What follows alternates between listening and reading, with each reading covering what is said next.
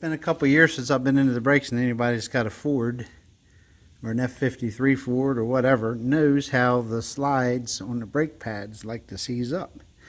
These weren't too bad because I just redid everything, probably 4 years ago, I guess. Has been setting, like I say, a couple years, but they weren't too bad, so I'm just cleaning them up real quick, going over them before I do decide to drive them, re-greasing the brake pads and stuff. And last thing you want's a sticky brake caliper because it stinks. It only takes a few minutes to pull each side apart quick and check and make sure everything's cleaned up and greased properly. And while we're at it, we'll go ahead and grease the ball joints. Another project today, it wasn't leaking. It was originally a little while back, but I sealed it up. But I found some areas where that particular sealant started to separate a little bit, so I cleaned that up real good. Denatured alcohol, and I put this sealant tape down. It's really good. Really good stuff. Sticks really good. And I got some Dicor in a tube over here. I'm going to do the joints in these areas and up along the skylight itself. So, roof's in really good shape. For its year, it's 1996. Of course, it sits inside this building all the time when we don't use it. So, but yeah, this will definitely solve any questions about ever having a leak in the bathroom, like it did a while back. I fixed it a few years back. This will definitely be a good fix. This tape's really amazing. Pretty impressed with it. There's the finished product. Pretty impressive stuff. The Dicor self-leveling to go around the seams. Of course, we overlap from the center of the roof down towards the side because of the pitch. So that way it doesn't run under itself. But anyway, worked pretty good.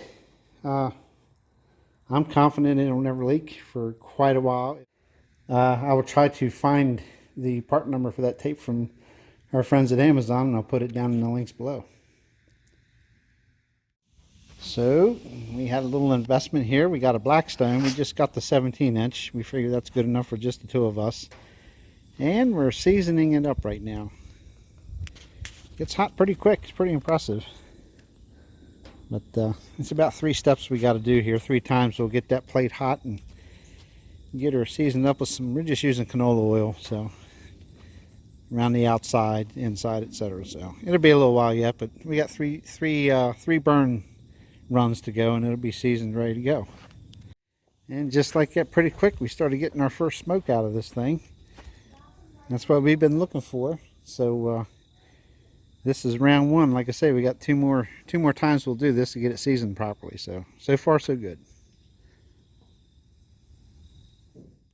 And just applied the second coat of cooking oil on the griddle. She's really smoking now, but it's really creating a nice spot, exactly what we're looking for there. As you can see, it's turning out pretty good so far. One more coat, we'll see what it looks like after the third one. This is coating number 4. Man, that thing's getting a nice black almost all the way corner to corner. We still got a little ways to go in the back there, but this may be the last one, maybe one more. But this thing's ready to go.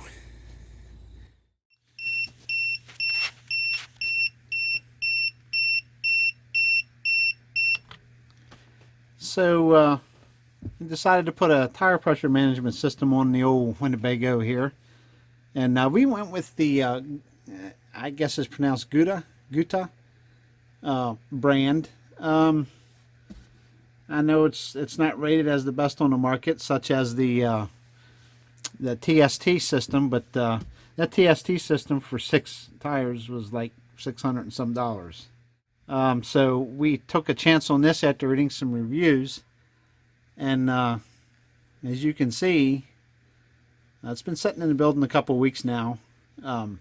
Works. It works quite well. It boots up pretty quick, a lot quicker than the estimated 5 minutes that people gave it reviews on. Plus, the actual company itself said it takes about 5 minutes to start getting the first pressure reading and temperature reading, and that's incorrect. At least on this one it is. But I'm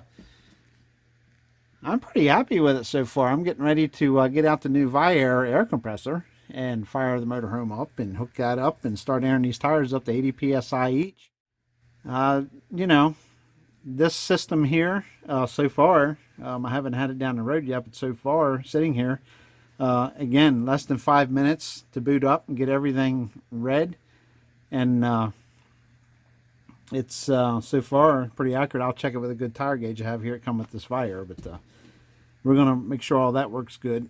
But this system, I think, was delivered here for I'm gonna say it's right around $210 to $220, $220.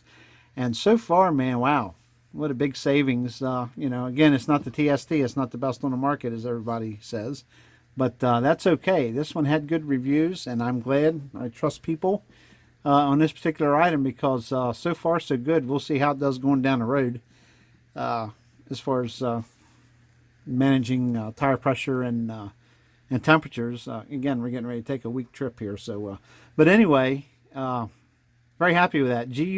Gutta from our friends at Amazon, and everything was in a kit, six tire kit, and as you can see, it's warning me. It's on the low side on a couple of the tires, and we're going to take care of that issue here real quick, and then we'll be going down the road here soon with it. So, but yeah, look into it, read the reviews. This is a pretty decent system so far. Gutta. It does come with the whatever you want to call it, the range extender. This is a 30-foot motorhome, and even the manufacturer said you probably won't need it, and they're correct. And even some of the reviews said that they didn't. That actually had motorhomes, I think, 34-foot long, and did not have to use the range extender. But it did come with one. If I do need to ever have to use it, it's there to install. But so far, so good. So very happy so far. Check it out, Amazon.com and Gutta. Can't beat the price, and so far it's working really good. The only thing it's lacking is the great big color screen, but you know what? I can see this one just fine. I know the cell phone's not showing it good because it got sunlight coming in the front window. It's making it look dark, but it really shows up quite well. Simply put, the best there is. Don't even consider anything else. Vaer. This is the 450, I believe, and comes on demand, shuts off, etc. Gauge is dead on with the sensor, the tire sensors. Man, money well spent. Don't even think twice, folks. If you got an RV, truck, car, or anything, put this in your trunk. It's worth every dime you pay for it. Comes loaded with accessories, 2 hoses. I don't know how long, but I know you can go around a 30-foot motorhome without any problem. Storage bag. The best. Vaer.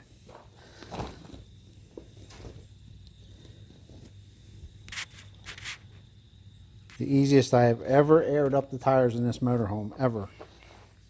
Very nice. So, FedEx just stopped by with a nice surprise we've been waiting for. Tickled to death to have this. You bet. That's a nice one too. We were camping a couple weeks ago, and thankfully one of the guys that runs the grounds there had one of these. As we were in kind of a dire straits situation with the black tank, and we needed a dump, putting it politely. Or as Cousin Eddie would say, we won't say it here, but anyway, it was full, and he had this particular brand. I looked at a couple others, and I found this one at a ridiculously good price at Walmart, of all places. Walmart saved over $60 on something that was usually over $300. This one was right around the $240 to $245 range, free shipping. So if you're looking for one, this is the 4-wheel deal. It'll hook up to a hitch. It's kind of heavy. I don't know how I'm going to mount it just yet, but to carry it. But it's kind of heavy, but I'll tell you what, it's pretty durable. I was pretty impressed with the one that the guy had that was generous enough to help us out. It comes with everything to hook up and drain from the motorhome to the tank. And then, of course, the side valve to the dump. So, and again, less than $250 delivered. I was tickled to death. So, good deal. Check out Walmart for that. Well, here we are with another repair.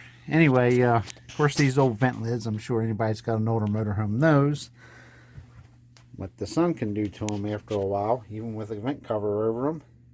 I'm sorry, a fan-made thing, whatever you want to call that thing. But anyway, it's like a rain shield above it up in here. But mine definitely disintegrated in 2 pieces. Up on the roof, I'm going to pull this cover off, and I'm going to go ahead and install it from the roof real quick. That's the simple way to do it. Only way to do it in this situation. And then we'll get it all reassembled and give it a try.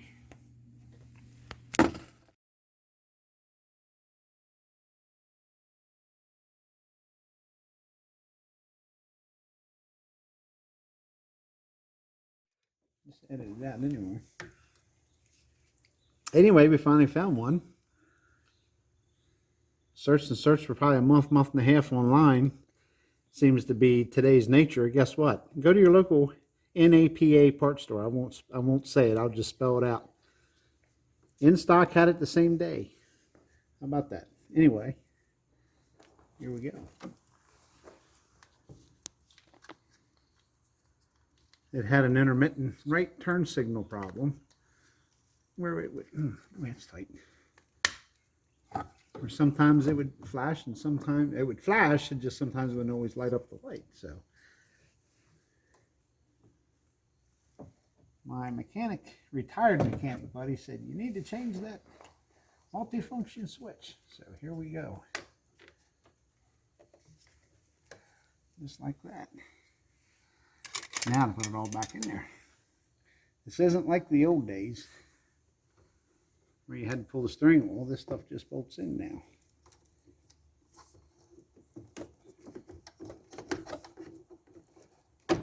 Just like that. Okay.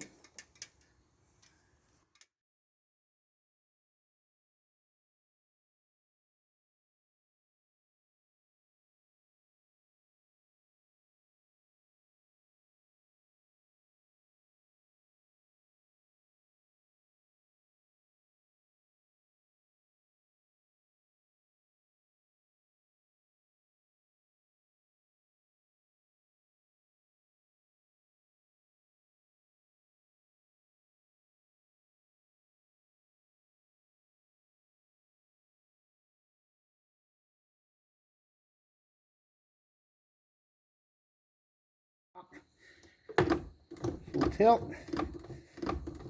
That's good. Okay.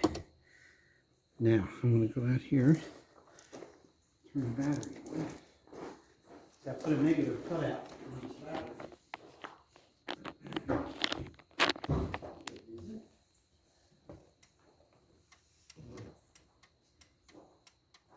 4 ways are blinking. 4 ways are blinking.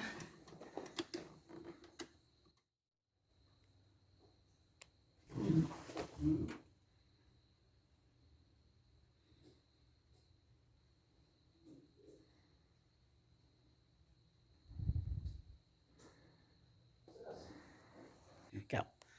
Okay, so we got this thing wrapped back up. A little, little troublesome to get back together. Good old plastic parts. But anyway, it's a new function switch, the Ford F53 chassis.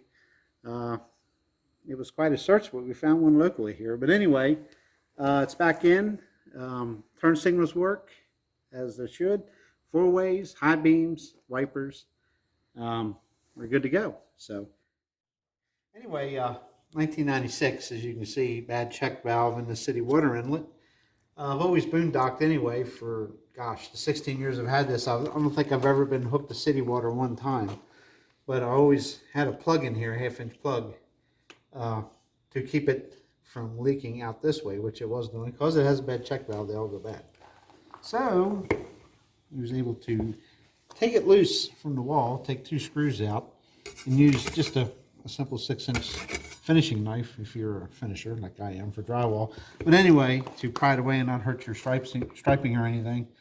And the only thing I could find that was remotely close to fit this motorhome because of this particular cutout in the recess is a male threaded fitting, where this is a female. So fortunately we had a fitting laying around. So the new one is due here tomorrow, so we can go with the male fitting, and this will go back in the hole, hopefully. It's pretty tight, but I know we can make room in there. But and it should work pretty good, and it'll be very similar to this original Winnebago part, which I could not find online anywhere. Didn't bother calling Winnebago because it would probably be 3 or 4 times the money. So we just went on ahead and ordered the proper one from our good friends at Amazon, and it will look the same. 2 screw holes, same hole, same cutouts, everything. So just a matter of it being from female to male. With this coupling, we're good to go. So that'll be fixed too. Well, good evening, everybody. We just got a bunch of goodies from Amazon. He's updating our water system. We have Corey. We have a new hose, drinking water hose. From Camco, we have a new water filter.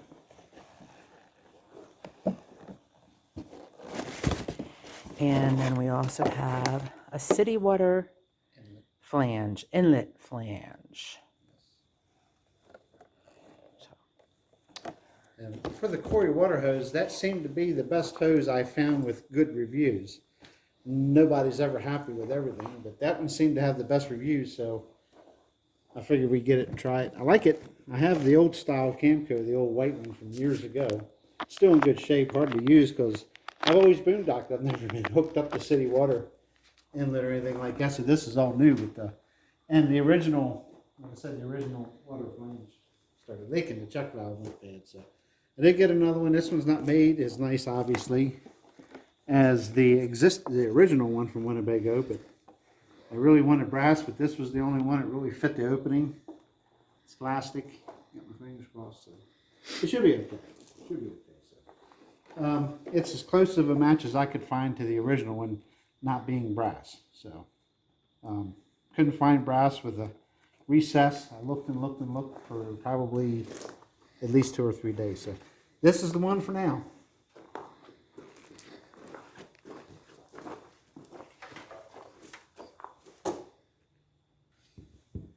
Funny thing is, I get a kick out of people that don't understand how to put Teflon tape on something. They put it on backwards, and when you twist it on, it gets all wadded up here at the end of the fitting.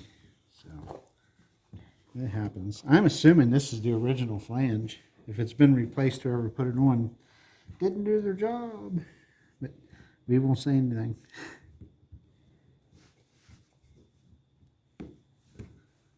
So anyway, I'm just pulling this old Teflon tape off. Get it cleaned up, and we'll put some new one. The proper way. Lead-free brass coupling. Video net. Ready? I can cut it out. It's gonna be new. So, as is my normal luck, I couldn't find a female inlet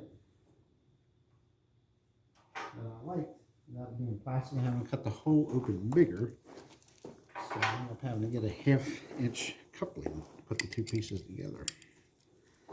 No big deal. No big deal.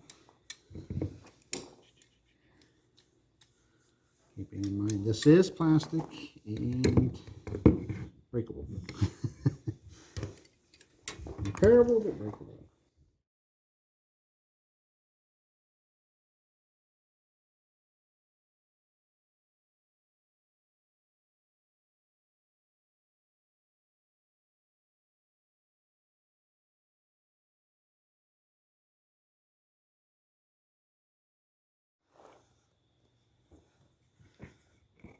You know what? This will work. I mean, it ain't tight yet.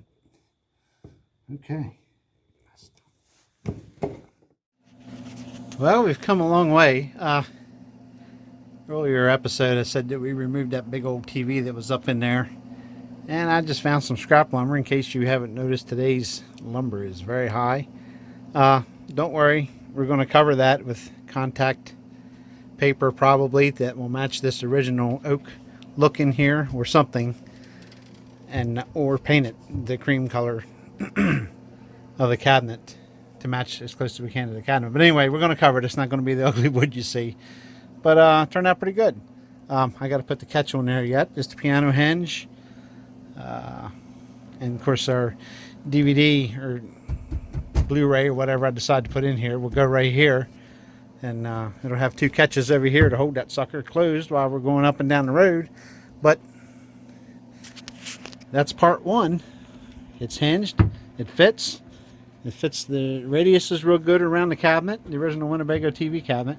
So I'm very happy with it, and we're going to mount the new flat screen to it, and we'll have the ability to go 12 volt or 110 with that TV. I got a pretty good deal on it from our friends at Amazon. So we'll keep going at this here and get this thing fixed up.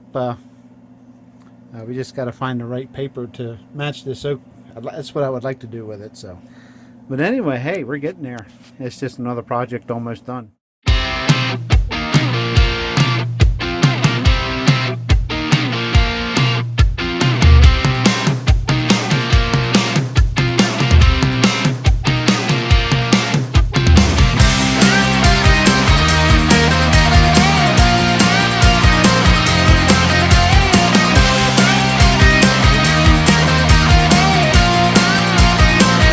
Took the factory TV out of that opening there. You see the wooden piece, which I made a door. Right behind it. Hung it on a piano hinge with a unlockable twist lock, like you have in the exterior compartment doors to open or to lock the door closed. And then mounted a swing arm wall mount for the TV. That TV will come out much further, and you can sit on the couch, and it's pretty comfortable to sit and watch the TV now. So that is a 12 volt / 120 volt TV or 110 volt, whatever you want to say. And works really well. We got a king jack antenna that I also put on. It's in a previous video, I think. But it all works really well.